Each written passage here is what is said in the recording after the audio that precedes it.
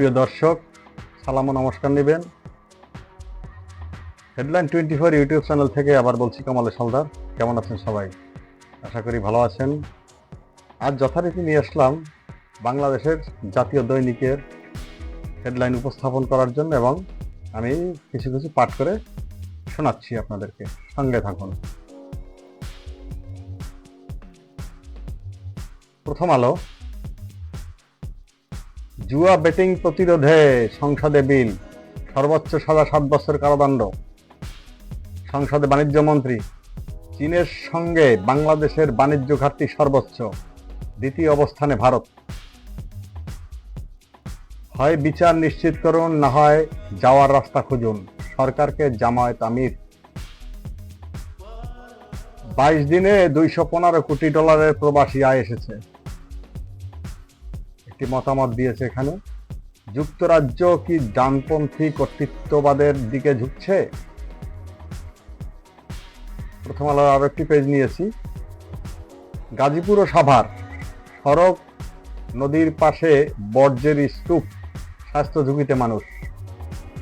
তারপরে শিক্ষার্থীকে দিয়ে এসএসসির প্রশ্নপত্র মূল্যায়নের অভিযোগ, ভিডিও ভাইরাল। 3 দিনেই উঠে গেল নতুন সড়কের পিচ, সংস্কার কাজ বন্ধ করে দিলেন এলাকাবাসী। এরপরে বাংলাদেশ প্রতিদিন। বাংলাদেশ জাতীয় চিড়িয়াখানায় নতুন বন্যপ্রাণীর সংযোজন। রাতে 17 অঞ্চলে ঝড় বৃষ্টির আভাস। বিরোধী দলীয় নেতার সঙ্গে সুইজারল্যান্ডের রাষ্ট্রদূতের সাক্ষাৎ। বিশ্ব দরবারে দেশের মর্যাদা, সম্মান ও দৃঢ় অবস্থান নিশ্চিত করছেন প্রধানমন্ত্রী। জলবায়ু প্রতিশ্রুতি বাস্তবায়নের জন্য বিশ্ব নেতাদের প্রতি আহ্বান প্রধানমন্ত্রীর। রেমিটেন্স সেবা নিয়ে ব্যাংক অফ মালদ্বীপের সঙ্গে হাই কমিশনারের বৈঠক। হাসিনা সহ 10 জনের নামে ইন্টারপোলে রেড নোটিশ জারি করতে দুদকের আবেদন। হ্যালো বাংলাদেশ প্রতিদিন।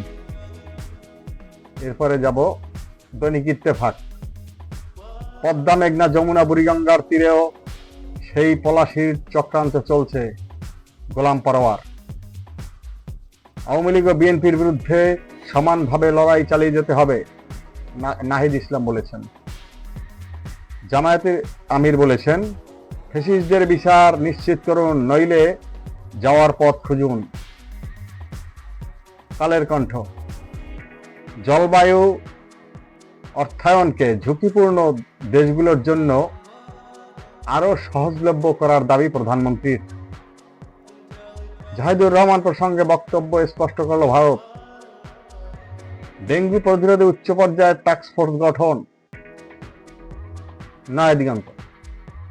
জুলাই সনদ বাস্তবায়ন না হওয়ায় 18 আইন কর্মকর্তার পদত্যাগ।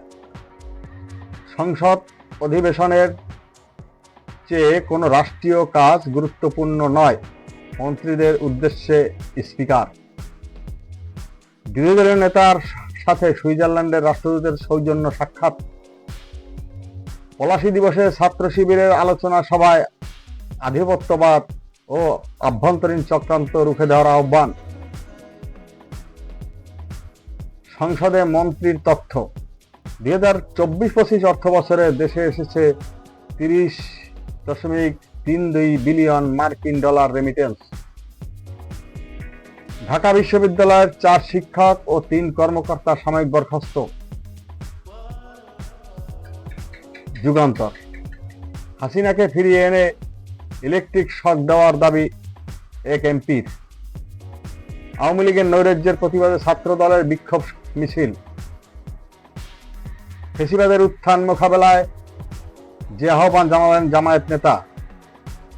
সাংবাদিকদের উপর হামলার ঘটনায় জামায়াতের দুঃখ প্রকাশ। বিরোধী দলীয় নেতার সঙ্গে সুইজারল্যান্ডের রাষ্ট্রদূতের বৈঠক, সাক্ষাৎ।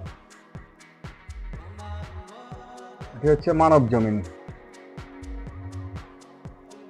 ধানমন্ডির 32 নম্বরে সাংবাদিকদের উপরে হামলার ঘটনায় দুঃখ প্রকাশ জামায়াতের। গণমাধ্যম কর্মীদের উপর জামায়াতের হামলার ঘটনায় ছাত্র দলের নিন্দা। ফ্যাসিবাদের উত্থান আর সম্ভব নয়, রিজভী। বিরোধী দলীয় নেতার সঙ্গে ইরানের রাষ্ট্রদূতের সৌজন্য সাক্ষাৎ সমকাল। প্রতিষ্ঠা বার্ষিকীতে ঝটিকা মিছিলের প্রস্তুতি, মামলা 1868টি, আসামি 2.25 লাখ। শেখ হাসিনার বিরুদ্ধে 663 মামলা, কারাগারে 3 শতাধিক নেতাকর্মী। উপস্থিতি জানান দিতে চায় কার্যক্রম নিষিদ্ধ আওয়ামী লীগ। শিবির নেতাকে হত্যার ঘটনায় প্রতিবাদ জামায়াতের। ভোরের কাগজ। জলবায়ু ক্ষয়ক্ষতি তহবিল প্রতিশ্রুতি থেকে বাস্তবায়নে আনার দাবি প্রধানমন্ত্রীর। 35,798 মিলিয়ন ডলারে দেশের রিজার্ভ। বিপদসীমার উপরে তিস্তার পানি, নিম্নাঞ্চল প্লাবিত। জামায়াতের আমির, লজ্জার বিষয়, সরকার ফেসিবাদের পথে ধরেই হাঁটছে। ডেইলি ইনকিলাব। 2/3 ভোট কিভাবে পেয়েছেন, রাজসাক্ষী পাওয়া গেছে বিএনপিকে জামায়াত আমির।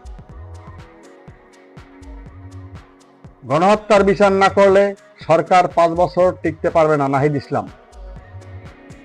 জামায়াতের কর্মসূচিতে সাংবাদিক পেটানো, স্বৈরতান্ত্রিক মনোভাবের বহিঃপ্রকাশ। সন্তানের শোকে ভেঙে পড়া রামিসার মায়ের চিকিৎসায় এগিয়ে এলেন ডাক্তার রফিক। ধানমন্ডি 32-এ সাংবাদিকদের ওপর হামলার ঘটনায় জামায়াতের দুঃখ প্রকাশ। The Daily Star Bangla. বিপদসীমার উপরে তিস্তার পানি, লালমনিরহাটের চর ও নিম্ন অঞ্চলে বন্যার শঙ্কা। আমি এক লাইন করে পড়ছি। দুপুর 3টা থেকে হাতীবান্ধা উপজেলার তিস্তা ব্যারেজ পয়েন্টে নদীর পানি বিপদসীমার উপর দিয়ে প্রবাহিত হচ্ছে।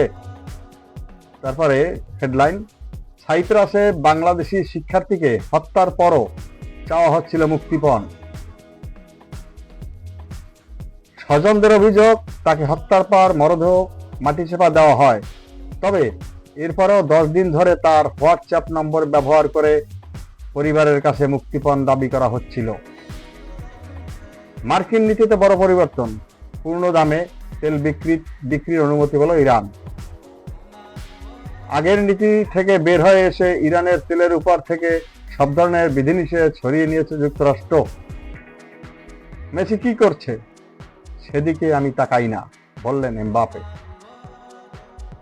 প্রিয় দর্শক, আজ এ পর্যন্ত। ভিডিওটি কেমন লাগলো সবাই কমেন্ট করে জানাবেন। ভালো লাগলে তো অবশ্যই লাইক এবং শেয়ার করবেন, আর সাবস্ক্রাইব করতে অবশ্যই ভুলবেন না। আমার পাশে থাকবেন সাবস্ক্রাইব করে। ধন্যবাদ সবাইকে।